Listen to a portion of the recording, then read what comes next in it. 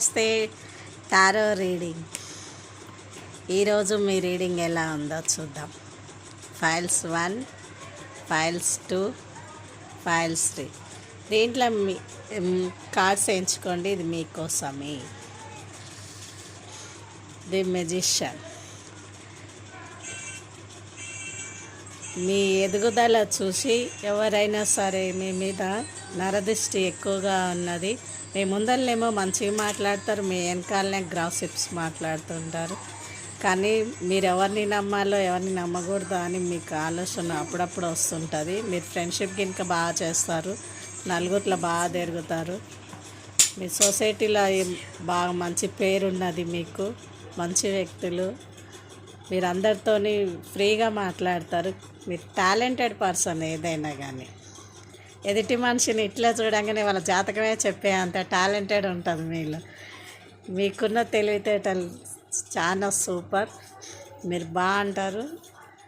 మీరు అందరికి సాయం చేస్తారు. ఎవరైనా సరే మీ దగ్గరికి వచ్చి నాకు ఇది సమస్య అని అంటే మీరు 10 నిమిషాలలో వాళ్ళ సమస్యని క్లియర్ చేస్తారు. కానీ మీ దగ్గరికి వచ్చేసరి సపోర్ట్ చేయకుండా ఉంటారు, ఎవరికి చెప్పలేరు, చేయలేరు.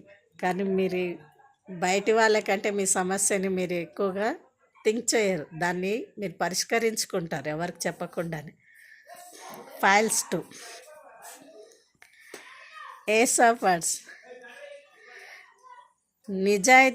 నిజాయితీగా ఉండే మనుషులకు ఎక్కువ రెస్పెక్ట్ ఇస్తారు. మీరు నిజాయితీ పరులు. మీరు నిజాయితీ ఎట్లా అంటే ఇంటి మనిషి అబద్ధం ఆడినా కానీ మీరు అసలు ఆ కోపాన్ని తట్టుకోలేరు. అసలు మనిషిని చూసి మీరు కళ్ళతో నిజం చెప్తుందా అబద్ధం చెప్తుందా అని మీకు మీరే ఊహించుకుంటారు.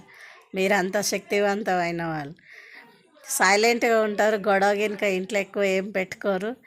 ఇంట్లో ఉన్న వాళ్ళు మీ మీ పేరెంట్స్ అయినా, మీ మిసెస్ అయినా, మీ పిల్లలైనా ఎవరన్నా ఎక్కువ అల్లరి చేసినా, ఏదైనా మాట్లాడినా, ఏదైనా గొడవ పెట్టుకున్నా మీరు మౌనం ఎక్కువ పాటిస్తారు. మీలో ఉన్న talent super. Files 3, this lovers.